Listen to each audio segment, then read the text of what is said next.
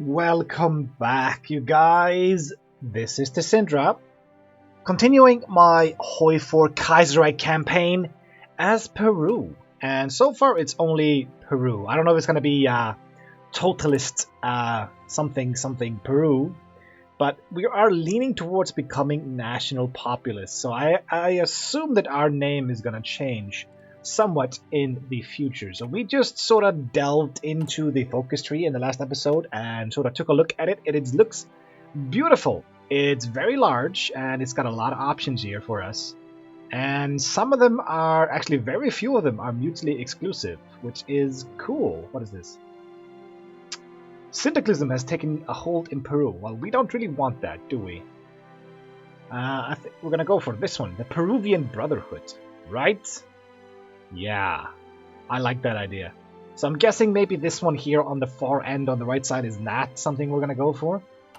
But that's fine. Let's go ahead and unpause this. We'll keep it on speed 4 maybe. I don't know exactly what we are going for here. Yes, we are fixing our Black Monday debuff. Well, we're getting rid of the... Where is it? Here it is. Intervene decisively. We're nerfing the debuff slightly, so it's not as horrible as it is right now. Let's see, 10 outputs, so we'll be down to 25% output, and our construction speed will go down to 15. And the resources to market will actually go away completely.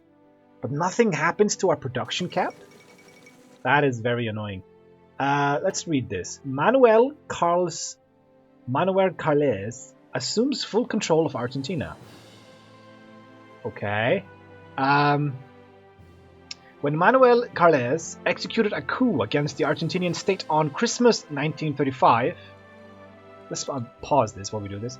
The nation was torn apart in a vicious struggle for control over the presidency. LP and forces from the Argentinian Navy quickly took control of the capital, but were stopped by forces from the army who began quickly asserting their dominance over the entire nation, leading to a bloody and drawn-out struggle.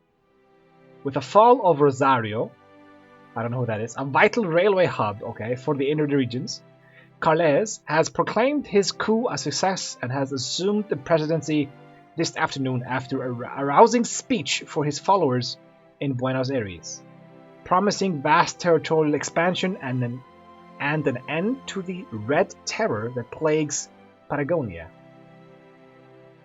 He was met with wave of enthusiasm by the struggling people of his country. I think this event happened also in my Polish campaign, but I'm not entirely sure what this means. They are national populists. Interesting.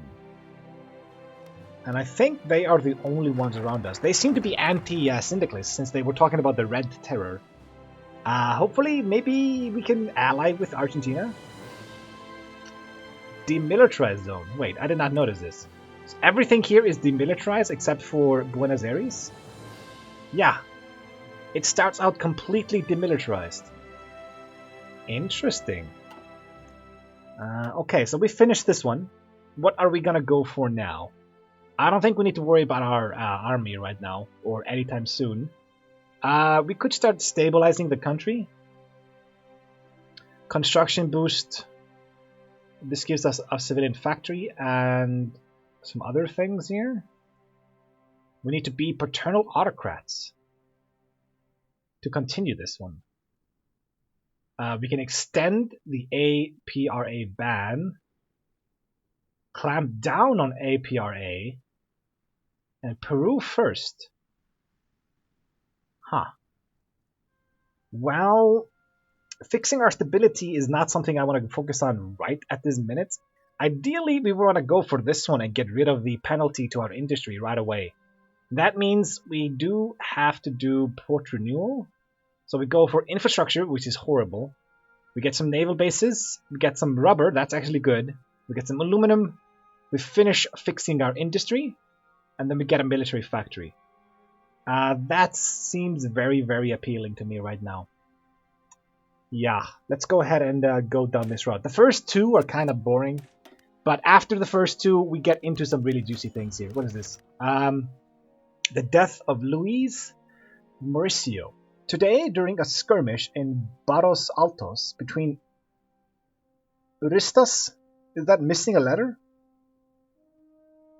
Uristas and Aprists. A young Urista by the name of Luis Mauricio was killed by a bullet. Well, no shit. Did he get shot by a gun? He was the son of an old family of oligarchs.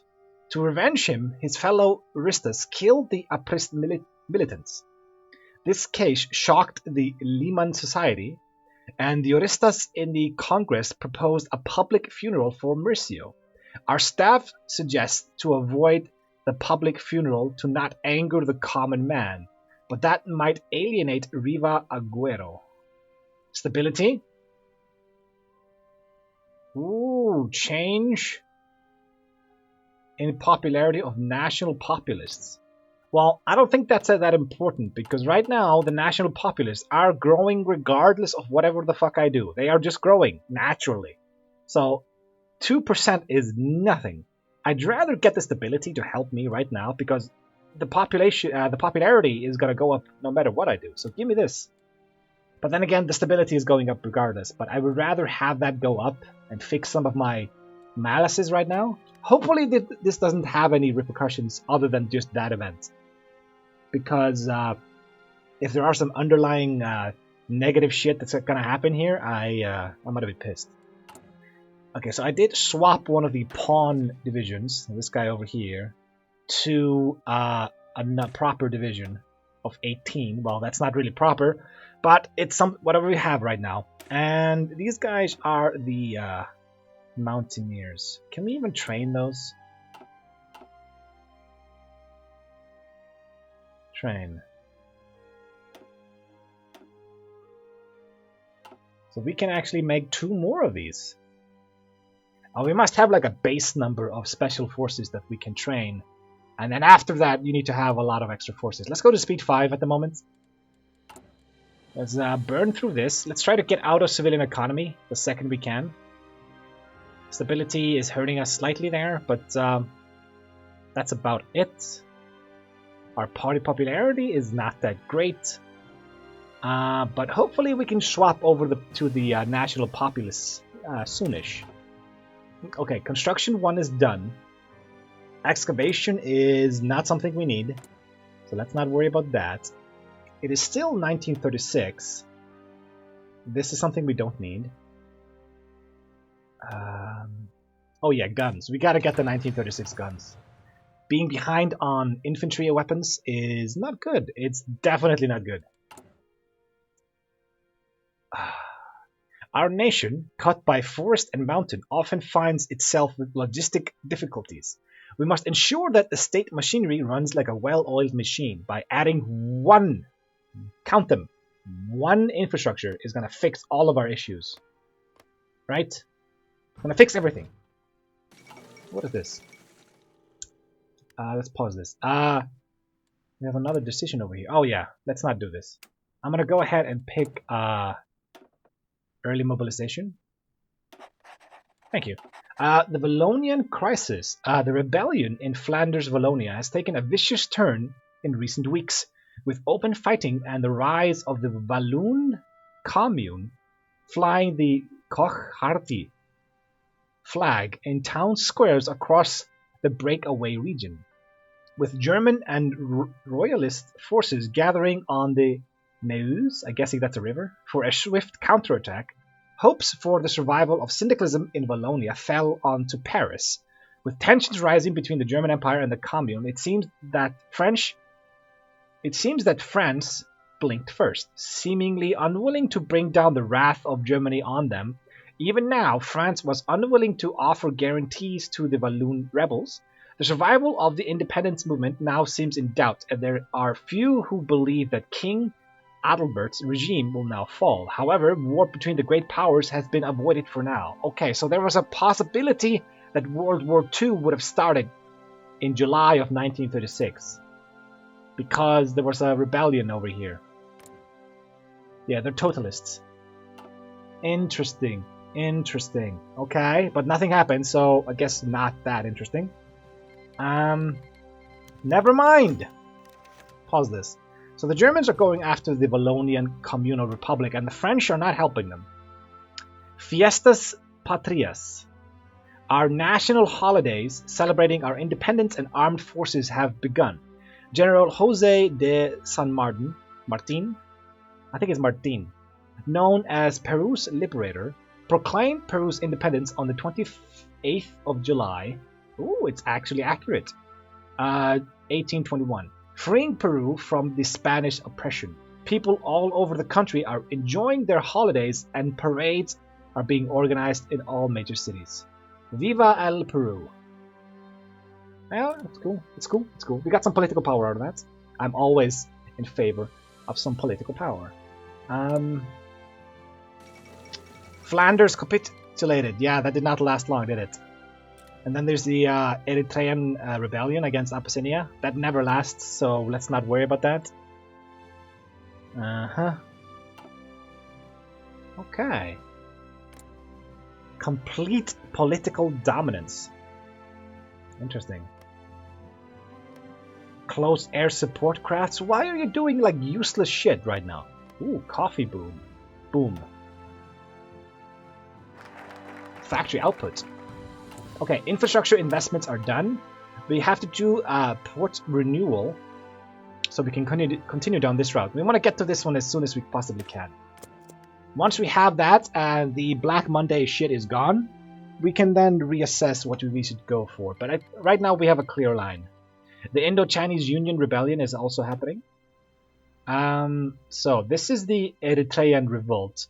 It never survives. They're fighting Abyssinia. They have 8 divisions, and Eritrea has 4 to 5. Okay, that, like I said, Eritrea usually always dies. I don't think I've ever seen them win that. And then we have the Indo-Chinese Union here. Ooh, that's bad. They nerfed the amount of divisions they had. I'm sure of it. They had like 40 divisions usually when they rose up, and they just destroyed the Deutsche Ossetien. But now it seems like more of a fair fight, which is interesting. But let's see here. Aprist bombings. The rampant Aprist militias have bombed another privately owned factory. As long as it's privately owned and not my own, and I don't really care. Will these scoundrels never stop? No, it did damage mine. You motherfuckers. You damaged my factory. That's not good. That's definitely not good. Okay, so we did get an extra unit pushed out. That's interesting. Okay, so we're slowly getting some armed forces operational here. Maybe I'll just do one more. Flanders took 1 state. Wallonian Communal Republic was annexed, and they lost 19,000 equipment. And now they are a puppet, an occupied puppet of Flanders. Really? So Flanders just got itself a puppet, not the Reichspakt. Interesting. Okay. Okay. Anything else happening over here? Oh, they're actually pushing in? No. Tigray. Yeah, I think Tigray belongs to Eritrea when they start, so they've already lost like 1 province so far. Yeah, and they're gonna lose a lot more. I've never seen them win, like I said. And I don't think it's gonna start now. Bolivia, what are you up to? Replacing our losses. Looks like you're getting some factories. You're gonna lose political power? Okay. Interesting. Port renewal. We'll finally have... No, we actually have a naval base right now. It's gonna go up to 8. That's pretty good. More bombings. You're bombing my civilian factories. Please make it the same factory, not 2 different ones. It's 2 different ones, you fucking bastards. Okay, we gotta do the Amazon rubber boom in Loreto. Which one is Loreto? This one up here. So they're gonna have some rubber up in this province. Okay, that's fine. Hopefully somebody buys or trades with us to get some rubber. so that we can get some more civilian factories to help us construct things. Yeah. The national populace are up to 20% popularity. It's not good. We need to either swap to them soon. I'm not entirely sure how that happens. Huh. I don't know. Maybe this seems to be paternal autocrats. I'm not entirely sure how we get this to happen here. It has to be an event that fires, right? Let's see. Industrial renewal. This is probably the civilian factory, yes. Military factory, military factory. Yeah. So there's a lot of factories in this these two rows here. I don't really care about Huey Long. Tungsten, steel, research slot, military factory. Yeah, I think we might as well just finish the entire industrial tree. It has a lot of factories we need and a lot of resources that our nation just needs right now if we want to build a strong army. And yeah, we don't have a penalty to resources to market anymore. So maybe we can get something from the rubber that we were getting. Half of our resources are going to market, which means that we have 8 oil to export, but nobody's buying. And we'll probably have 8 or 9 rubber once this is done. Actually, we should have 10 since it's half. Mechanical computing, thank you very much. And we got the 1936 guns. We got everything done at the same time. That's just good luck. I think I'll take support weapons. I'll take reinforced. Yeah, I'll take the radio. It's fine. And we'll get the recon company. Let's just get everything so that we don't get any ahead of time penalties for now. We're about to get, I think, a new research slot. Soonish. I mean, once we get down here, we can get another one. Yeah, I think we'll finish this and then beeline it for the research slot. I think that's more important than anything else. So we'll go for aluminum right now.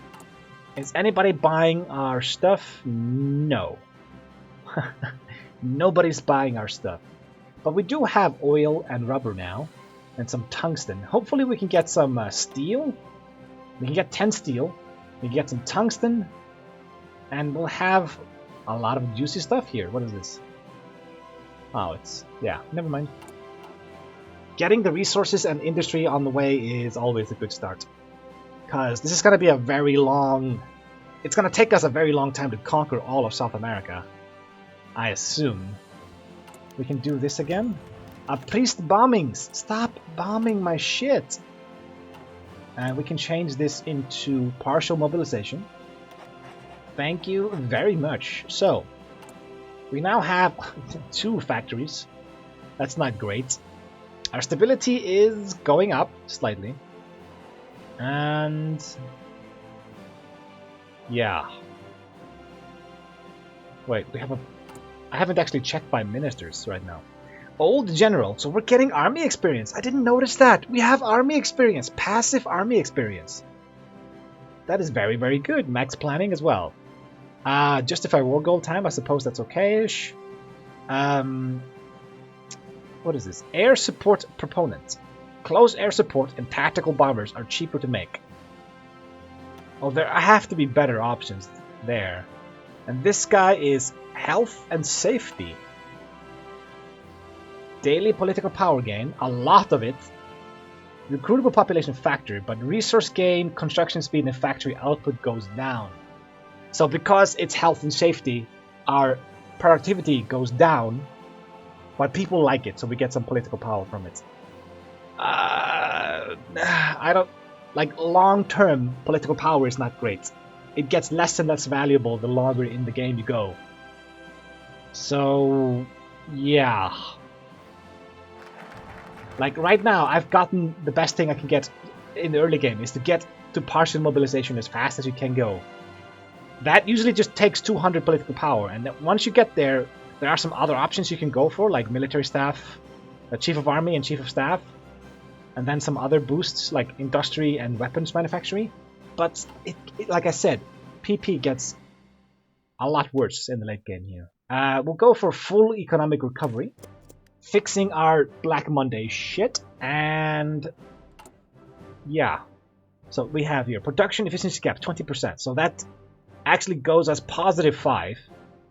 Factory output goes 30, so that's positive 5 as well.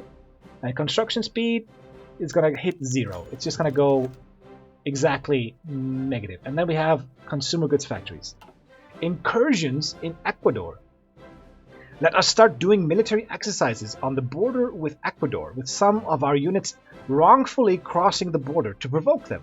We should prepare for a war to subjugate Ecuador. I think that's a D. Ecuador. Right? That's a typo. Oh, really? Okay, let's let's change our borders then if we're gonna go to war with Ecuador. And change you to link up with this. Why are we going to war with Ecuador? They do have a core that I want. But there's nothing in it. There's no... It's got 1 factory slot and no resources. And like 70,000 dudes. I don't want to go to war. I'm going to lose more men in the war than I get from getting the core back. So... Why are we going to war? I don't want to. But, you know... Maybe if we can get them to attack into us, and then we sort of like trickle them down slowly. They're gonna run out of dudes before we do, hopefully. Let's do it like this. And okay, so we're not making any more troops. We got 4 divisions of normal infantry, 18 wide, and then we got 2 of these mountaineers. Yeah. Let's see, soft attack. Yeah, of course it's higher.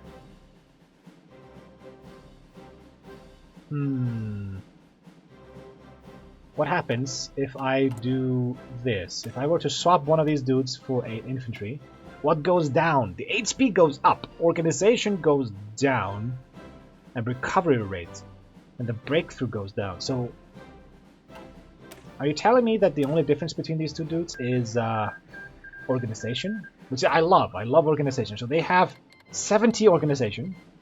A lot of things happening in the background. I don't really care that much. And then we have... Let's see, 70? They've got 60! Really? So the Mountaineers just have a fuckload of organization, which I adore. I love having high organization. Full economic recovery. Economy back on track. Okay, good. So, next thing we go for is the extra research slot. Plus, we get some tungsten and some steel, because we have to go for that. Yeah. The tungsten allows us to go for some artillery. This is a military factory. We can go for this later. I just want to get the research slot ASAP. Good. Good, good, good.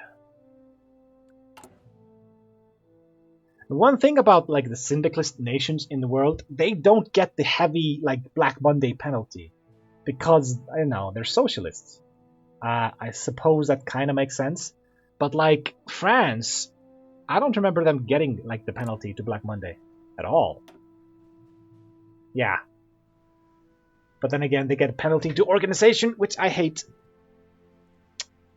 The French Empire. France in exile, yeah, I know. Well, I don't know. There's a lot of nations that get very high penalties towards because of Black Monday. The worst is over, apparently. It is 1937, so we can start doing industry again. I think we're gonna not take construction primarily. We're gonna go for dispersed, and we're gonna go for cap. There we go.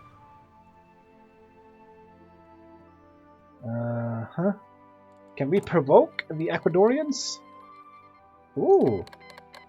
American Civil War has started, and Argentina has declared war on the Patagonian Workers' Front. So, the Patagonians have 7 dudes? Oh, wow. Yeah. Argentina is going to beat that easily. Oh, wait. Is Chile fighting? Chile is also fighting here. But they don't have that many troops either. Interesting. Can I go to war with you? Do I get an option to intervene here? Paraguay declares war on Argentina. Okay, so Argentina declares war on Patagonia, and he's getting squished from all sides. I mean, he's only missing Uruguay attacking him from the east, and he's not in good shape then. The Chilean-Argentinian War. Tensions have been running high between the two regional powers for years now, as the ideological differences drove the nations further and further apart. Support by Chile for the FOB. What? FOP. Patagonian. It should be POF, right? Patagonian.